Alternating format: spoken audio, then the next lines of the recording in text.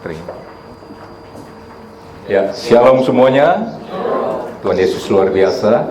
Amin. Saudara, apa yang saya mau sampaikan kepada saudara begini. Saya yakin saudara sebagai manusia rindu untuk menjalankan kehidupan ini penuh dengan kebahagiaan. Ya, sebagian orang berkata kalau dia kaya, diberkati materi yang cukup, maka orang itu bahagia. Tetapi saya lihat banyak orang kaya terkenal seperti Marcel Chef, Anthony Bourdain dari Perancis, terkenal, banyak uang, kok bunuh diri, gantung diri.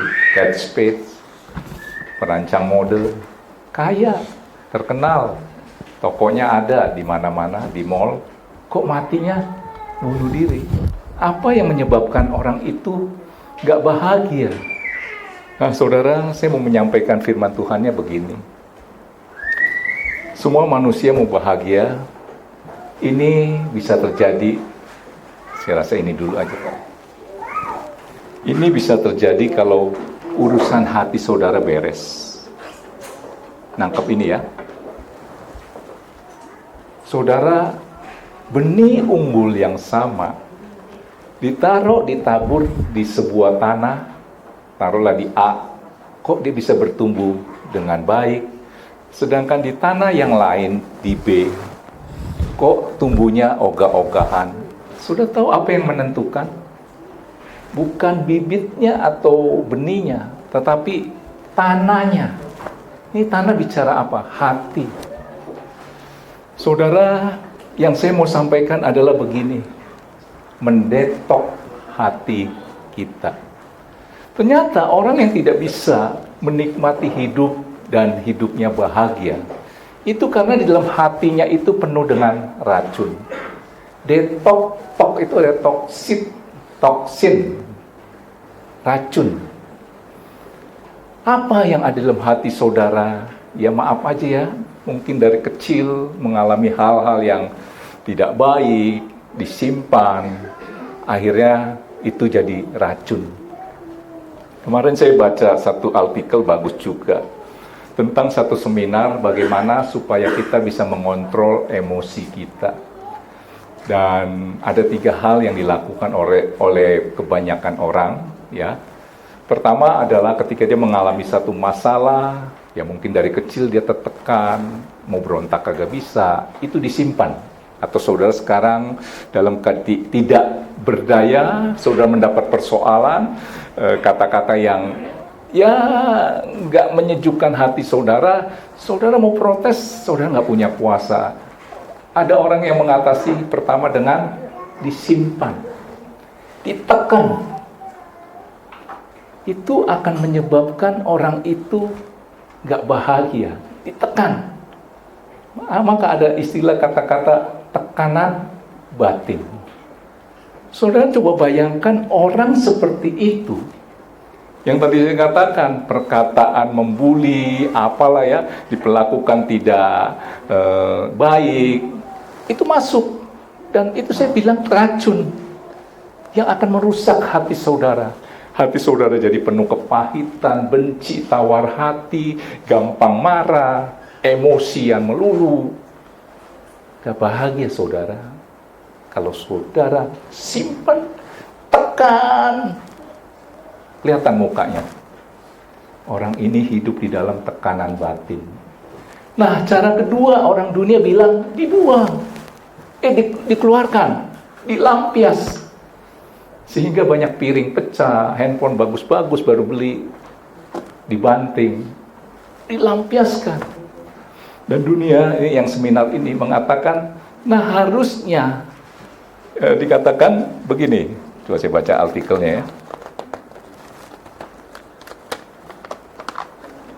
Yang tadi kedua, dilampiaskan atau disalurkan. Maka banyak piring pecah. Saudara mengerti maksud saya piring pecah itu? Tembok gipsum bagus-bagus, saking emosinya dipukul sampai bolong. Satu hari pelanggan saya datang, tangannya lagi begini-begini, kok bengkak gitu ya. Namanya Hasan ya. Kok Hasan, kenapa itu tangan? Nah ceritanya dia, kemarin-kemarin itu dia kesel sama istrinya, saking emosinya dia nggak bisa menahan dirinya. Ini dilampiaskan nih, disalurkan, tembok yang keras begitu dipukul, pak, nggak tahu kayu atau apalah, sampai bengkak. Dia datang ke toko saya sambil begini-begini. Nah, itu disalurkan dengan cara yang seperti itu. Di dalam hatinya itu, yaitu racun, mengganggu hati dia. Kalau ditekan, mau berontak kagak berani. Itu tekanan batin. Dia ada kuasa mau ini, yaitu tadi saya bilang, piring terbang, handphone pecah, TV bonyok, ya tangan juga, ya itu main. Nah, saudara, artinya, saudara kalau mau bahagia, bersihin hati saudara. Percayalah sama saya. Saudara mau? Saya nggak tahu hati saudara penuh dengan apa ya. Toksin, racun, istilahnya detox. Kalau bicara kesehatan, di dalam tubuh kita, apa yang kita makan itu membentuk kita. Seperti saya lihat Lucky, perutnya gendut banget gitu ya. Saya bilang, Ki, ini perut kamu ini dalamnya sampah semua nih. Itu racun-racun. Makanya ilmu kesehatan bilang, kita mau makan sesuatu supaya dalam arti sesuatu itu suplemen food untuk menyegarkan tubuh, harus didetok dulu. Detok itu dibuang dulu racunnya. Setelah dibuang racunnya, maka vitamin-vitamin atau makanan yang bergizi itu masuk, dia menyerap ke dalam tubuh kita itu maksimal. Tetapi ketika engkau belum didetok dalam dalam tubuh saudara, yang saudara makan ketika engkau masih bayi sampai sekarang, mungkin saudara ada umurnya 50, bayangkan 50 masuknya Indomie melulu misalnya, ya kita nggak tahu makanan apa gitu, itu akan jadi racun. Nah, waktu kita sadar kita perlu vitamin, kita makan vitamin atau suplemen food, makanan yang bergizi, waktu dia masuk dicaplok sama racun yang tadi itu, sehingga nggak ada manfaat, sehingga harus detok dulu, bersihin dulu tubuh saudara sampai bersih.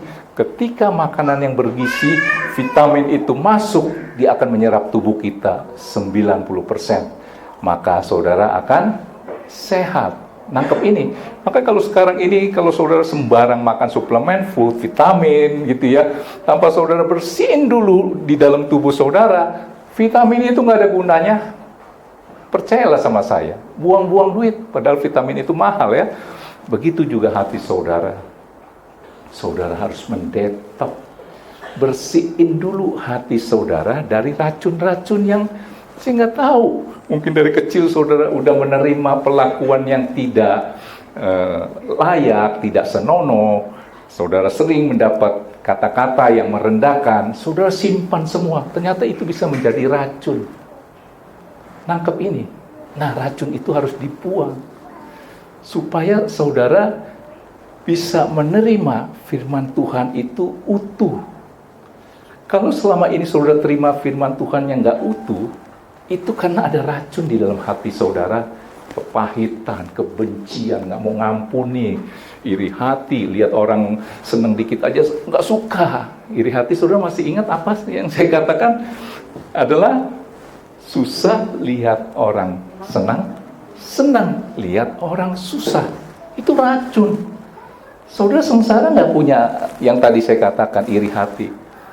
Nggak enak ya, buang dong, didetok yuk. Nggak bisa, nggak mampu. Buang sayang, nggak dibuang, bunuh diri. Maksudnya meracuni diri ya. Nah, saudara perlu sesuatu yang bisa mendetok hati saudara. Yang tadi saya katakan adalah firman Tuhan. Makanya harus dibersihin dulu supaya firman Tuhan itu saudara terimanya utuh 100%. Kalau enggak saudara terima firman Tuhan itu, saudara akan pilih-pilih. Nah, yang ini nih, bagus banget nih Pak Pendeta. Mantap, tapi bukan buat dia, buat si Anton, buat Pak Joni, cocok dia. Atau buat Pak Budi misalnya, sayang dia nggak datang, wah ini mantap nih. Saudara tahu kenapa saudara bisa begitu? Jujur aja, hati saudara ada toksinnya, racun itu yang menolak firman Tuhan. Makanya tadi di tuntunan hidup baru, tapi kenapa tadi firmannya kepotong ya? Dikatakan begini, sebab itu buanglah segala sesuatu yang kotor, kejahatan yang begitu banyak itu, terimalah dengan lemah lembut. Nah saudara, itu nanti juga ada poinnya. Kembaliin lagi ke PowerPoint saya.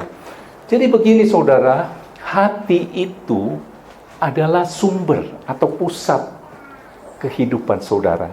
Ya, ibaratnya kalau laptop itu yang menjadi dia utama, penting adalah prosesor. Ada istilahnya laptop itu lemot karena udah jadul. Prosesornya mungkin udah zaman dulu, udah Intel zaman apalah, saya nggak tahu. Sekarang udah i3, i5, i7 prosesor. Itu bicara apa? Kalau di dalam kehidupan kita, hati kita, prosesor. Dapat data, diproses, keluarlah ini. Nah, prosesor di dalam hidup saudara adalah hati saudara. Saudara terima, diproses dulu. Kemudian saudara merespon. Nangkep ini ya?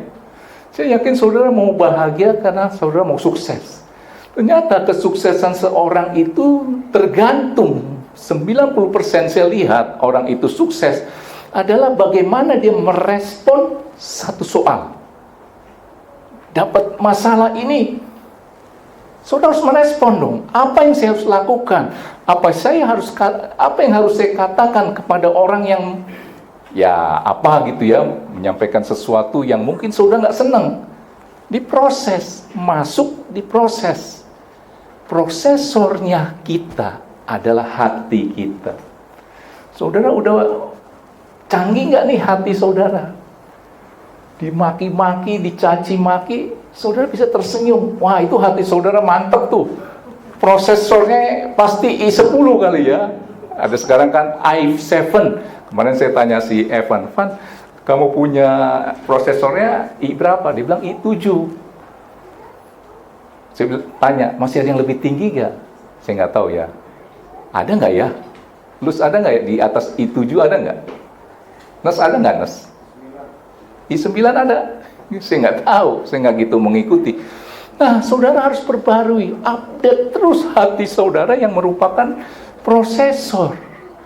Memproses sebuah masalah, kata-kata yang menyakitkan, masuk diproses dulu, saudara merespon. Nah, saya katakan begini, sukses orang itu tergantung apa? Bagaimana dia merespon satu soal. Saya sering katakan begini ya, kita ini hidup adalah kita lulus dulu baru ujian. Dalam ujian itu ada soal. Soal itu saudara harus jawab. Saudara harus pilih, dia punya multiple choice. Saudara harus ambil keputusan, betul atau salah. Nah, itu respon itulah yang menentukan hasil ujian saudara dapat nilai berapa. 2 atau 9. Tergantung apa? Merespon. Saudara harus tangkap ini ya. Nah, ternyata orang merespon sesuatu itu kan dari hati, diproses, dan ternyata saya mencatatnya begini, direspon 78% itu oleh alam bawah sadar, secara otomatis. Kemarin kan saya udah menyampaikan tentang memang lebih enak. Suruh mikir dulu apa langsung bilang, ini mah jamu. Langsung suruh bilang apa? Nggak punya TV ya? Memang lebih enak. Apa itu? Jawab, kopi. Saudara mikir dulu nggak? Enggak. Itu alam bawah sadar saudara otomatis. Nangkep ya? Oke. Nah, saudara harus menyadari ini, hati adalah pusat kehidupan, sumber kehidupan yang tadi saya katakan, ibarat komputer itu prosesornya, ya.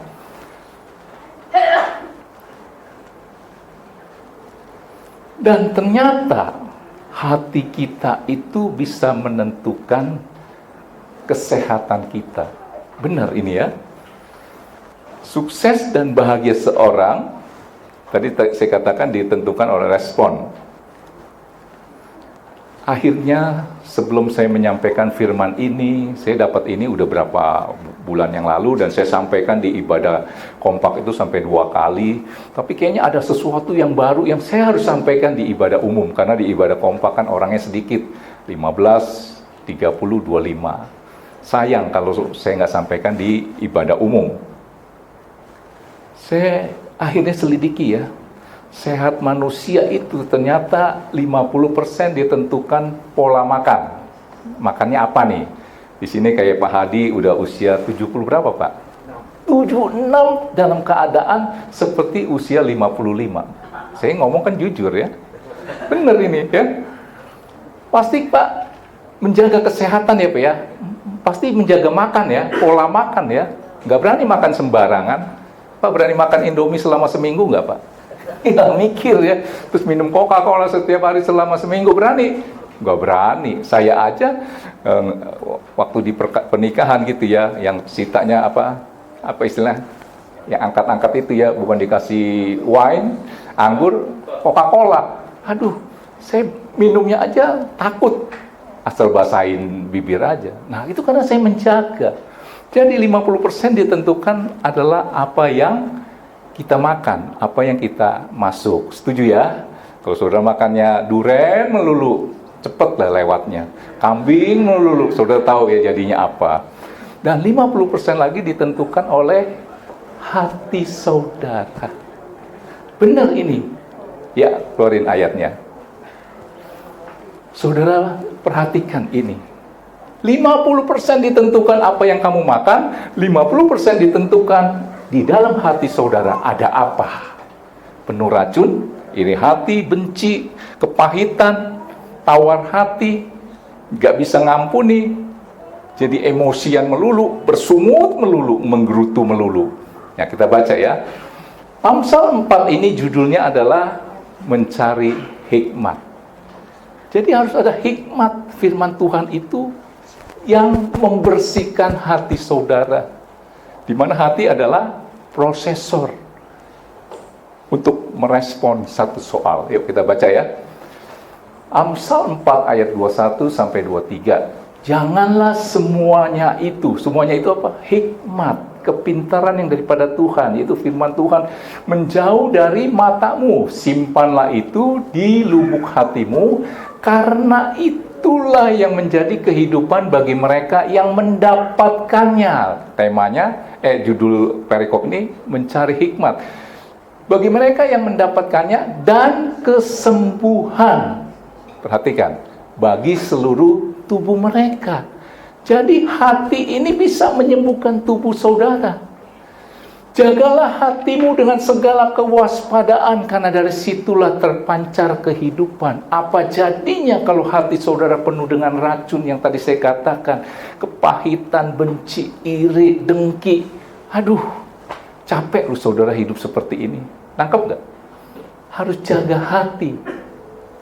Nah, saudara, untuk membuktikan benar gak sih pola makan menentukan sehatnya orang, pola pikir, keadaan hati menentukan juga kesehatan kita. Saya ambil contoh, ini pernah saya sampaikan.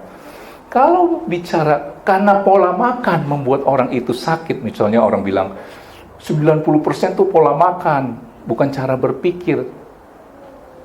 Yang harus sakit dulu, saya pernah sampaikan, adalah orang gila.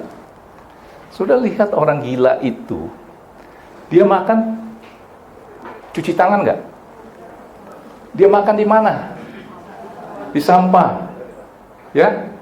Dia mandi sebulan sekali atau 1 tahun sekali? Apa nggak pernah mandi? Coba anak saudara nih, ini si Pipau, jangan mandi setahun. Kamu kasih nggak Iren? Enggak kan? Bilangnya apa? Entar lu sakit. Tapi sudah lihat orang gila, dia sehat aja tuh, makan di sampah-sampah itu. Kenapa? Karena hatinya bebas, gak ada keterikatan, gak kepikiran. Kalau dia mau ngapain, dia lakukan aja. Dia lihat mobil bagus, dia mau timpuk, ya ditimpuk aja, dia gak mikir gitu. Nangkep gak? Sudah terbukti kan? Nah, saudara, firman ini berkata apa?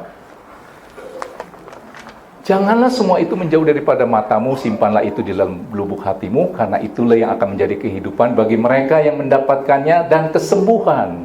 Ya, saudara mau sembuh kan? Jaga hati saudara. Bagi seluruh tubuh mereka, ayat 23 saya sengaja kasih warna putih, jagalah hatimu dengan segala kewaspadaan, karena dari situlah terpancar kehidupan. Saya juga mikir begini saudara, orang yang lagi kesel, benci gitu ya. Beginilah, satu hari saudara makan nih ya udah pernah juga saya sampaikan, di hadapan saudara ada makanan yang enak. Saudara dapat telepon, tapi beritanya tidak baik. Pokoknya saudara kena fitnah aja. Pertanyaan saya, makanan di depan saudara yang menurut saya enak, bagi saudara yang dapat telepon seperti itu, apa jadinya makanan itu? Gak enak dan gak ada selera. Ya enggak? Saudara pernah nonton kayak tayangan yang salah. Pernah nonton nggak? Salah. Orang itu dikerjain tuh. Biasanya dikerjainnya di restoran gitu ya. Itu makanan jadi nggak ada selera tuh. Salah maksudnya, Pak, Bapak begini gini. Waktunya mendapat satu persoalan gini. Pokoknya salah.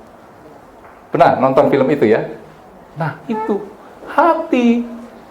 Saudara mau makannya nikmat atau enggak, tergantung hati. Makanya akhirnya saya merubah konsep berpemikiran bahwa kesehatan seseorang ditentukan, tadi saya katakan 50% oleh makanan, 50% oleh keadaan hati.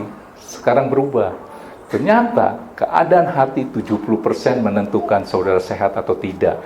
Karena hati saudara dalam keadaan kekhawatiran, penuh dengan ketakutan, saudara nggak ada selera makan.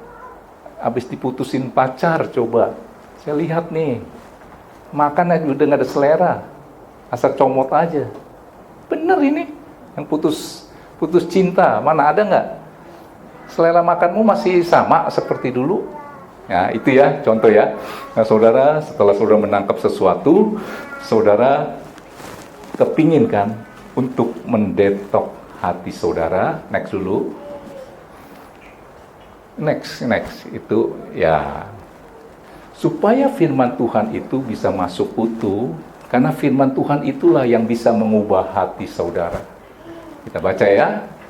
Sebab itu buanglah segala sesuatu yang kotor alias racun, toksin, dan kejahatan yang begitu banyak itu, dan terimalah dengan lemah lembut setelah saudara hatinya dibersihkan.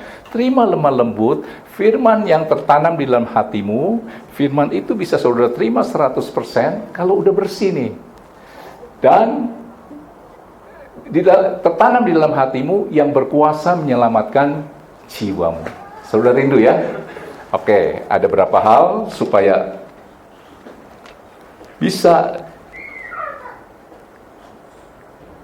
Ya, next. 3 hal.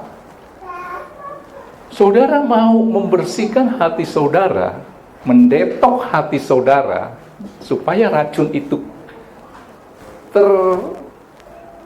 terhilang, terbuang, gak ada lagi nyantel dalam hati saudara. Saudara mau kan dikuras ya. Pertama adalah dengan pengakuan. Kalau tadi di awal saya udah cerita tentang orang yang punya iri hati, dengki. Orang itu kalau saudara bilang, itu orang pasti bahagia tuh. Saudara udah gak bisa didetok lagi. Karena saudara setuju bahwa itu asik gitu.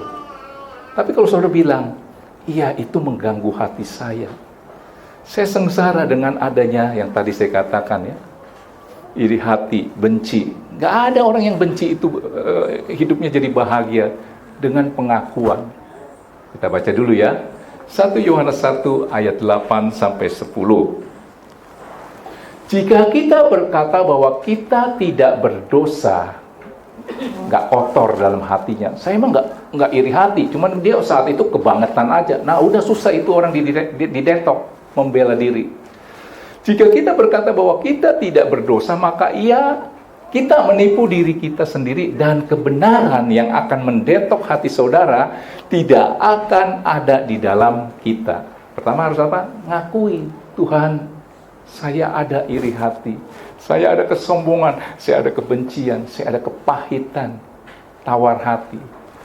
Jika kita mengaku dosa kita, ngakuin ya, maka Tuhan adalah setia dan adil sehingga Ia akan mengampuni segala dosa kita dan mendetok, menyucikan, menguras racun-racun yang ada dalam diri kita dari segala kejahatan yang tadi saya cerita. Dan jika kita berkata bahwa kita tidak ada berbuat dosa, saya nggak seperti itu kok, saya nggak mementingkan diri sendiri kok, saya nggak iri hati kok, saya nggak ada kebencian. Tapi ya kalau lihat dia mah gimana ya, nggak tahu nih, nggak ada damai sejahtera, nggak mau mengakui. Saudara, susah. Jika kita berkata bahwa kita tidak ada berbuat dosa, maka kita membuat dia, Tuhan, menjadi pendusta, dan firman-Nya yang akan mendetok hati saudara tidak ada di dalam kita. Jadi pertama, saudara harus apa? Mengakui. Jadi saudara kalau berdoa, saudara nggak perlu kata-kata yang manis dan kata-kata yang bagus. Tuhan itu paling suka sama orang jujur. Ibaratnya doa itu kan komunikasi antara Bapa dengan anak.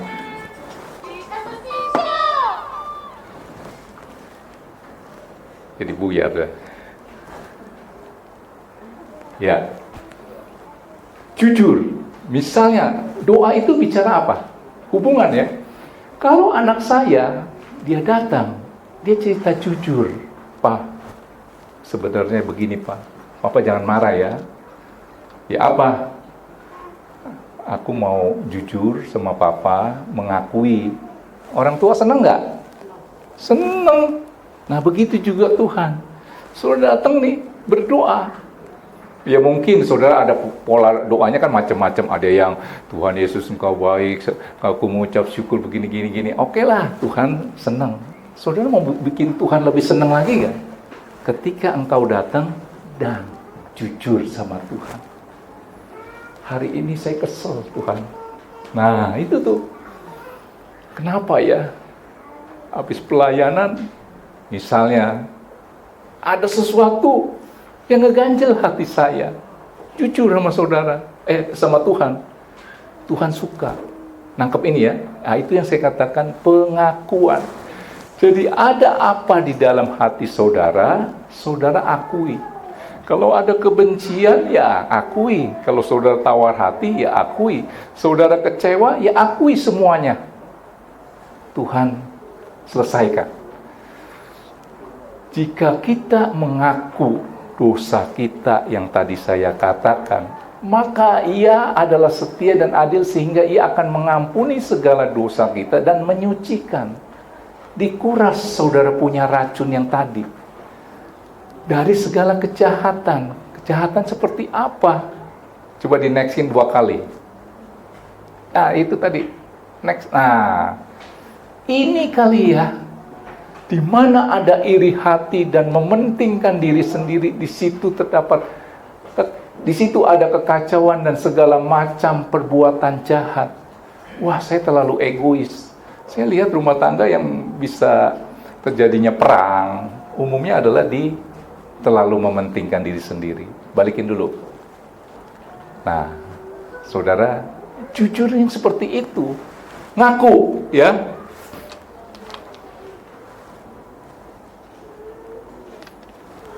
Setelah saudara mengaku jujur, terus saudara bilang saudara nggak mau punya hati seperti itu, jujur, dan pengakuan itu saya sering katakan adalah sama saja dengan saudara membuang sampah.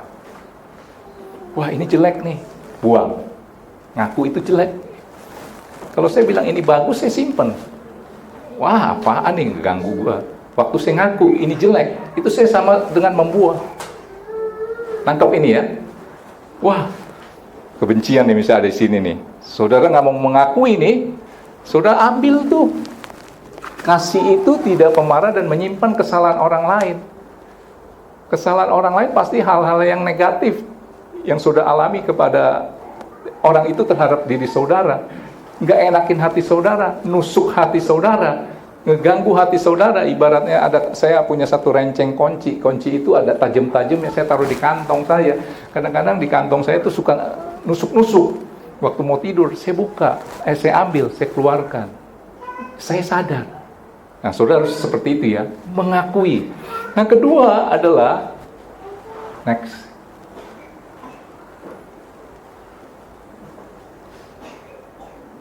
Loh, kok salah ini saya. Kedua, nah ini tadi satu udah pengakuan ya. Saya salah ngetik berarti. Enggak, kedua. Kedua itu adalah dengan darah Yesus. Artinya apa? Saya kalau berdoa nggak pernah itu tutup bungkus saya dengan darah Yesus. Hati pikiran saya dengan darah Yesus. Hati yang mungkin tadi ya, benci, apa, itu saya suruh Tuhan tutup bungkus saya, hati pikiran saya dengan darah Yesus. Supaya kuasa dosa yang tadi yang saya cerita, kuasa setan, iblis, yang mengganggu hati pikiran saya, tubuh saya hancurkan oleh kuasa darah Yesus. Jadi, poin kedua adalah saudara harus membungkus hati pikiran saudara dengan darah Yesus. Jadi poin kedua adalah dengan darah Yesus. Kita baca ya. Dan hampir segala sesuatu disucikan menurut hukum Taurat dengan darah, dan tanpa pertumpahan darah tidak ada pengampunan. Akui. Ternyata ketika kita punya iman bahwa Tuhan mati di kayu salib menumpahkan darahnya yang kudus hanya untuk menyucikan kita orang berdosa. Saudara, imani. Tutup bungkus dengan darah Yesus. Saya kalau berdoa, ketika saya berdoa kok nggak nyampe-nyampe ya, perasaan sampai langit-langit dia jatuh lagi. Biasanya saya akan nyanyi, darahmu Yesus, sucikan daku. Pujian saya itu adalah perkataan iman. Saya orang berdosa, mencoba suci dengan perbuatan, nggak bisa. Saya cuma bisa disucikan oleh kemurahan Tuhan, yaitu dengan darah Yesus. Maka saya menyanyikan dengan iman, darahmu Yesus bebaskanku. Sudah dibebaskan dari apa? Keterikatan yang tadi saya cerita. Rasanya nggak bisa ya nggak benci orang gitu. Ada yang seperti itu. Darahmu Yesus ubahkan daku, jadiin saya yang baru, ku dijadikan baru.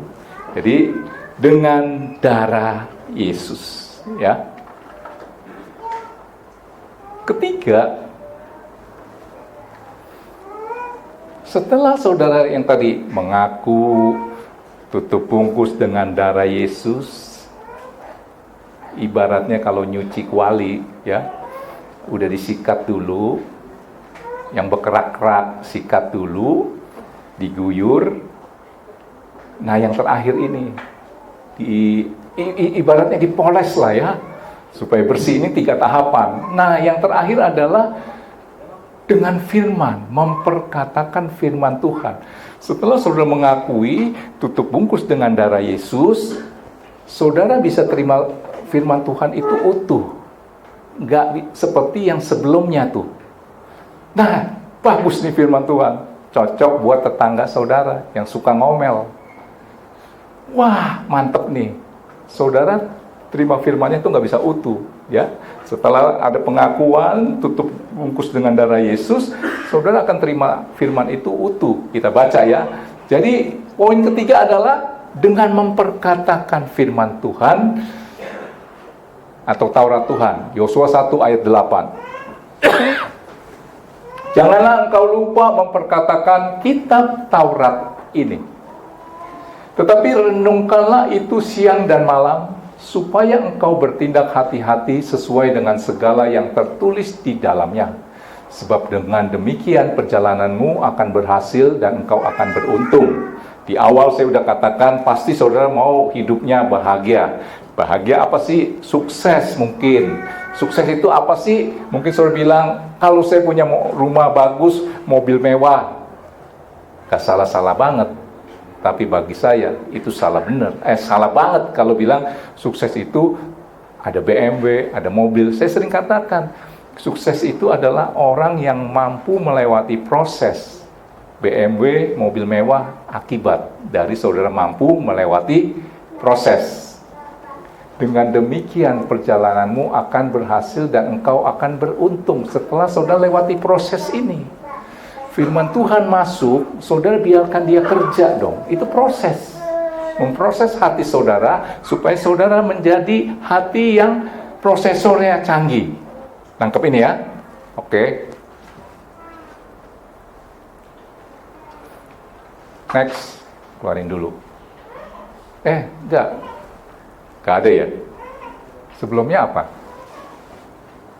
Oh ya, saya baca dulu ya, Yohanes 15 ayat 3. Jadi firman Tuhan itu saudara masukin ke dalam hati saudara, supaya yang racun-racun itu, yang tadi udah ibaratnya, udah di, kalau saudara cuci baju ya, bajunya kotor, kan saudara rendam dulu tuh, belum dikucek. Nah firman Tuhan ini yang ngucek nih, nangkep ini ya, direndam dulu. Firmannya berkata begini, Yohanes 15 ayat 3, kamu memang sudah bersih karena firman yang telah kukatakan kepadamu. Jadi saudara biarkan firman Tuhan itu kerja. Sucikan hati pikiran saudara, firman Tuhan itu yang membersihkan. Bisa dikeluarin boleh tuh, Yohanes 15 ayat 3. Disucikan dengan firman Tuhan. Jadi saudara masukin firman Tuhan, masukin supaya hati saudara bersih. Nah, akhirnya setelah hati saudara didetok, bukan ini sih, Yohanes 15 ayat 3, udah itu dilupakan. Nah, kamu memang sudah bersih karena firman yang telah kukatakan kepadamu. Setelah saudara masukin firman, biarkan firman Tuhan itu kerja, terimalah firman Tuhan itu 100%. Jangan saudara bagiin ke orang ya. Bagi ke orang itu maksudnya cocok buat dia. Yang saudara punya apa? Waduh, mantep buat dia.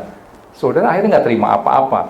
Nah, akhirnya setelah saudara mendetok hati saudara, saudara akan mempunyai hati yang baru. Kalau ibaratnya handphone atau ya handphone lah ya, atau laptop itu di restart. Nangkep nggak? Saudara yang pernah punya handphone, di restart. Restart tahu ya? Bisa kasih penjelasan? Anas, kalau restart itu apa ya? Refresh ya? Memulai ulang lagi dari nol ya? Kalau kayak handphone di setel ulang ya? Nah, saudara juga begitu hatinya. Saudara jadi punya hati yang baru. Nah, itu keluarin ayatnya. Hati yang baru, roh yang baru. Next. Nah, udah bersih nih hati saudara, di restart, di refresh, saudara punya hati yang baru. Harusnya begini. Yesaya 36 ayat 26 sampai 27. Kamu akan kuberi hati yang baru setelah saudara didetok nih hati saudara ya. Jangan ingat lagi masa-masa lalu. Apa yang saudara udah alami ya.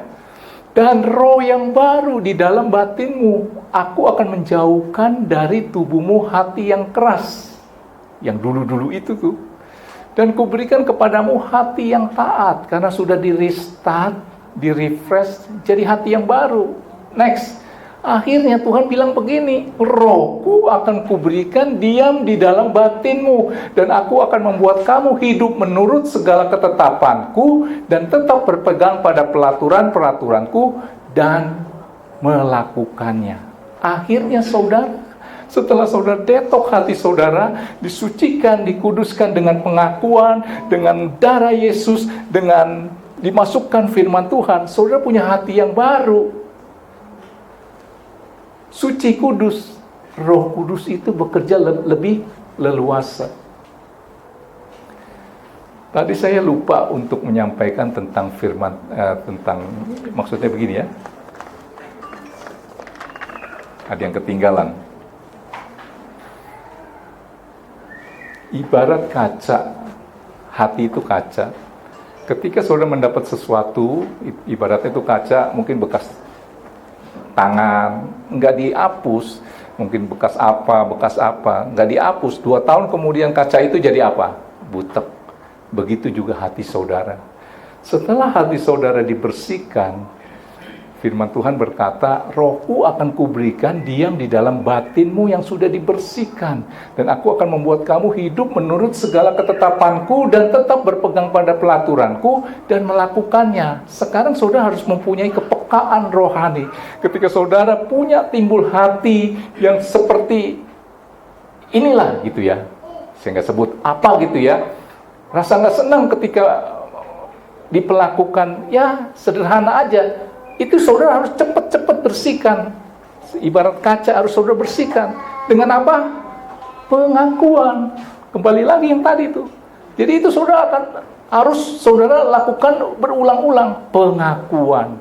Ngaku lagi. Begitu terus. Pengakuan sama saja dengan apa? Ketika kaca saudara, mungkin bekas tangan, bekas apa ya, bersihin. Itu pengakuan tuh. Kalau enggak nanti saudara kotor lagi, butek lagi. Saudara nggak bisa lagi dengar firman Tuhan secara utuh. Nangkep ya? Oke. Setelah saudara didetok, saudara punya hati yang baru, roh yang baru.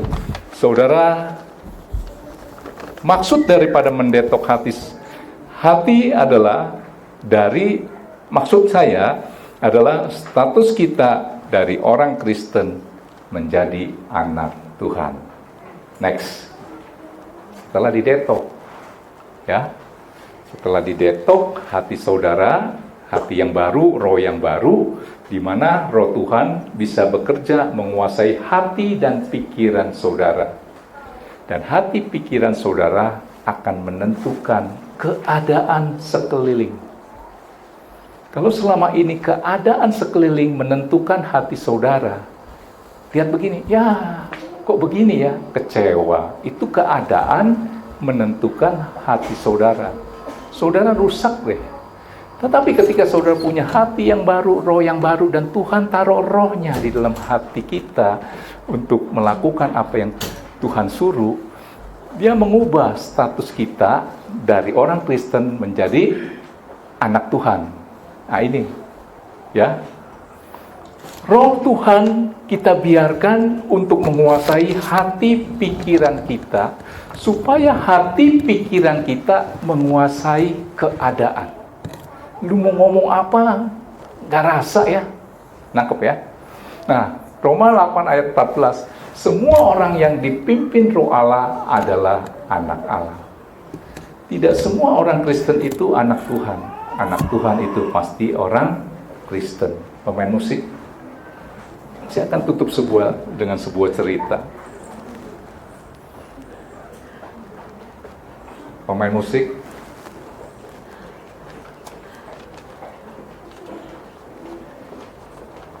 Di D kali ya.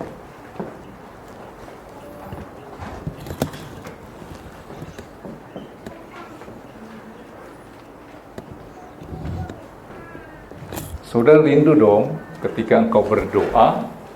Saya sering katakan, doa mengubah segala sesuatu. Kita berharap keadaan berubah, yang gak ada harapan jadi ada harapan, yang mengecewakan jadi tidak mengecewakan, yang sesuai dengan harapan. Kalau hal itu tidak terjadi, ada satu lagi yang terjadi, yaitu hati saudara. Hati saudara memandang masalah itu bisa jadi berkat. Dide.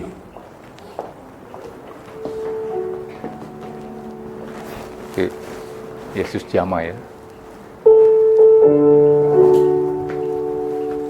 Saudara,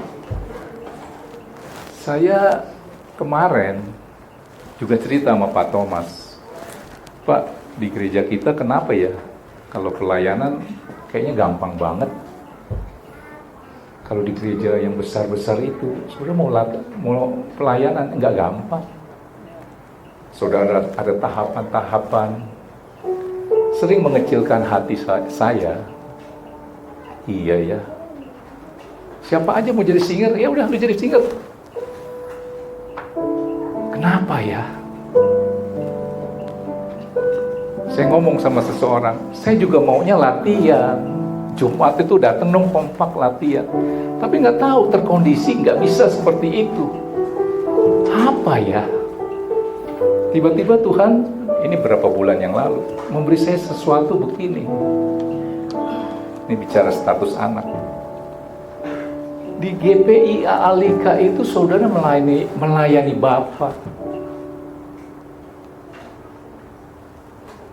Jadi kalau Nathan mau melayani Pak Thomas Budiman, mau bikin kopi lah, karena Nathan ini sayang sama papanya. Perlu latihan bikin kopi nggak ya? Saudara nangkep sesuatu? Mungkin anak Pak Joni, Sevia, mau coba memberi sesuatu kepada Pak Joni. Dalam hal apa ya? Ya tadi, kopi. Atau semir sepatu buat papanya, karena dia sayang papanya. Perlu nggak si Sevia itu latihan semir sepatu dulu? Saudara nangkep ini? Nggak perlu kan? Nah, ceritanya di Amerika itu ada satu keluarga. Saya pernah cerita ya. Pasangan yang menikah, dan orang ini kedua laki-laki dan perempuan ini adalah orang yang cinta Tuhan. Setelah menikah, mereka tidak dikaruniakan anak. Mereka rajin di dalam kegiatan komsel, sehingga minta didoakan supaya dikaruniakan anak. 8 tahun pernikahan tidak dikaruniakan anak, tetapi mereka setia untuk berdoa supaya diberkati pasangan yang yang sudah menikah 8 tahun belum dikaruniakan anak. Akhirnya terjadi mujizat. Wah, satu kelompok sel itu senang merasa doa mereka itu dijawab. Wah, di grup, selamat ya, apalah, selamat, Tuhan dahsyat luar biasa. Nah, berjalannya kehamilannya itu masuk 5 bulan. Ternyata kehamilannya itu ada sesuatu yang aneh gitu ya. Mereka minta didoakan. Kok ada yang ganjil di dalam kehamilan, dalam kandungan? Dokter juga agak curiga, dan dokter mau mencek bagaimana kelanjutannya. Kelompok sel itu doa lagi, kenceng. Lewat tuh. Nah, menjelang mau bersalin, ternyata apa yang dokter prediksi ada kayak virus itu, benar, itu nyata. Udah mau bersalin, dokternya bilang begini, ini kayaknya kalau dibiarkan itu akan membahayakan si ibu. Bapak sebagai suaminya dikasih satu pilihan, mau selamatin anak atau ibunya. Nah, tapi kelompok sel ini kan jago doa tuh, doa terus. Dokter berusaha supaya terjadi mujizat. Nah, karena doa itu akhirnya ada kelonggaran. Mungkin dua-duanya bisa selamat, tetapi anak yang lahir itu kemungkinan akan mengalami cacat. Kelompok sel itu terus berdoa, lahir sempurna. Anak yang dikandung itu lahir sempurna, mereka percaya. Akhirnya terjadilah persalinan, lahir seorang anak laki-laki tanpa ada cacat. Dia punya tubuhnya sempurna, cantik lagi, ganteng dah, tampan. Tetapi mengalami cacat mental. Tahu ya, cacat mental. Saudara, kira-kira anak ini menjadi kesayangan nggak daripada kedua orang tuanya? Iya dong, perjuangan 8 tahun. Dan waktu melahirkan itu doa kenceng, sempurna, tapi mengalami cacat mental. Kedua orang tuanya ini sukacita tetap, walaupun mengalami seperti itu. Papa, mamanya daripada anak ini sayang banget, bagaikan permata ini anak, walaupun mengalami cacat mental, tapi secara tubuh, fisik bagus, ganteng. Jadi agak terbelakang, ngomong juga agak susah. Sampai usia 5 tahun, anak ini yang agak cacat mental, jadi sekolah aja nggak bisa lah ya. Suatu hari papanya ulang tahun, masuk 6 tahun gitu ya, belum sekolah nih anak, tapi cacat mental, ngomong agak susah. Tentunya melakukannya kira-kira terbelakang lah, seperti anak usia 2 tahun, padahal usia udah 6 tahun. Papanya ulang tahun. Nah, waktu papanya ulang tahun, si anak ini merasa papanya itu begitu baik. Dia pengen memberi sesuatu kepada papanya. Apa ya dia pikir ya? Akhirnya tercetus. Karena dia sering lihat papanya sering bikin roti panggang sama telur. Itu aja. Sudah tahu pada hari H di mana papanya ulang tahun, itu jam 3 pagi, dia ke dapur. Dia mau bikinin papanya, yaitu roti yang biasa papanya bikin. Nah, karena anak ini terbelakang, jadi dia melakukan apa-apa itu terbalik-terbalik. Biasa kan orang nyalain kompor dulu, dia mah enggak. Dia masukin dulu telur, masukin minyak, baru nyalain kompornya. Wah, acak-acakan. Roti panggang, udah waktunya kan keluar, cetek, dimasukin lagi, sampai ada kali sampai 20 kali, sampai itu rotinya gosong. Saudara bisa bayangkan, kira-kira jadinya apa itu roti panggang? Akhirnya setelah itu, dia ke kamar papanya. Waktu masuk ke kamar papanya, dia cium papanya, "Daddy, I love you. Daddy hari ini ulang tahun ya. Aku mau kasih hadiah buat Daddy." "Oh ya nak, apa yang kamu mau berikan kepada Daddy?" "Ke ruang makan, Daddy." Begitu dilihat, ternyata di ruang makan itu ada apa? Roti gosong, telur yang gak karu-karuan. "Cobain, Dad. Coba dah, Dad. Ini hadiah dari aku sebagai hadiah ulang tahun." Waktu bapaknya coba, sudah bisa bayangkan itu roti kayak apa? Gosong, 20 kali masuk, telurnya nggak karu-karuan dah. Mungkin dia pecahin telurnya sama kulit-kulitnya kali dimasukin. Waktu Dedinya makan, "Dad, bagaimana? Enak nggak?" Kira-kira respon dari bapaknya apa? "Enak lah." Sampai dia meneteskan air mata. Artinya gini, Tuhan tidak melihat pencapaiannya. Dahsyat lu kalau lu melayani Tuhan. Dia melihat motivasi. Alasan lu mau melakukan ini apa? Alasan lu berdiri di sini apa? Itu. Nangkep? Si undang saudara bangkit berdiri. Tuhan seperti itu. Walaupun kau melayani dengan sederhana, Tuhan gak lihat itu. Tertindih dengan beban berat, dosa dunia menekan, lalu ku datang, lalu ku datang pada Yesus yang memberi kelegaan. Katakan Yesus jamah.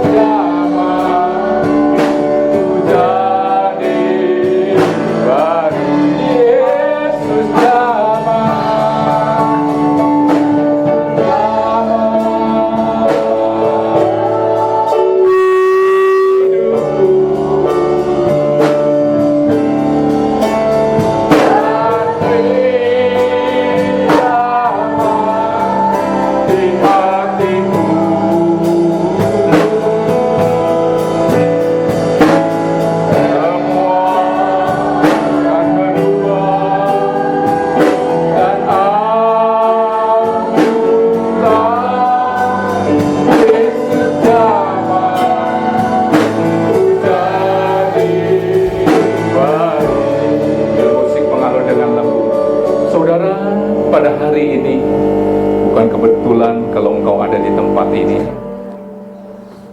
Pesan Tuhan adalah Tuhan mau engkau hidup bahagia. Dan kebahagiaan itu bisa tercipta ketika hatimu bersih, suci, didektok. Maukah engkau membiarkan Tuhan menjamah hatimu? Kalau selama ini engkau kehilangan damai sejahtera, sukacita yang daripada Tuhan, karena ada racun yang di dalam hati kita yang mengganggu hati pikiran kita, sehingga kita tidak dapat merasakan kebaikan Tuhan, kasih sayang Tuhan.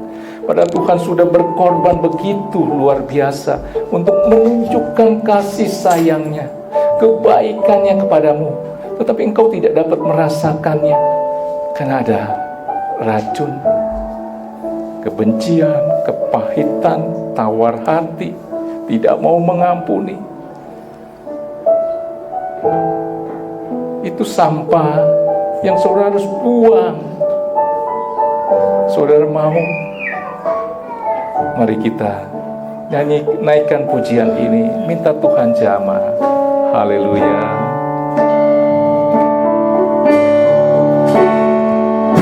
Yesus jamah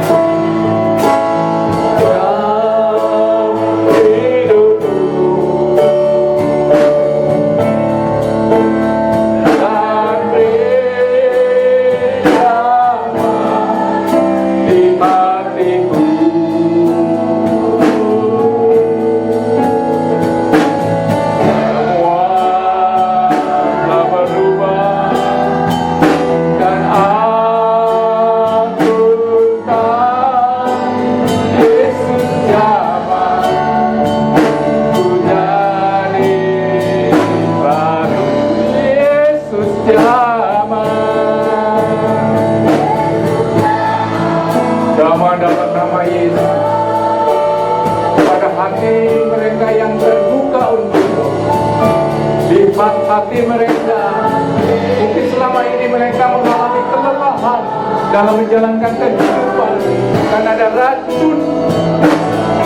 Biar hari ini hati mereka didektok supaya bisa menerima kebenaran yang memerdekakan secara utuh, yaitu firman Tuhan.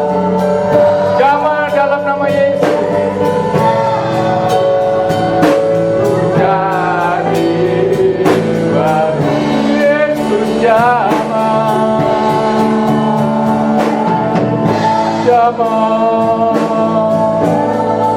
Lihat hati mereka, Bapa.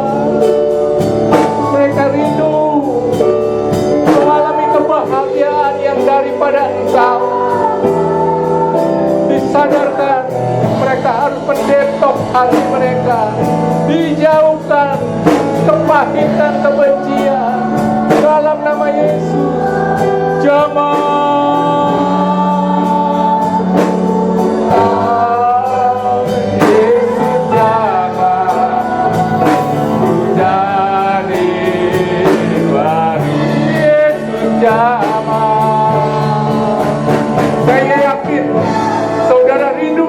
ciptaan baru. Saudara rindu diberi roh baru, hati yang baru. Hati lama di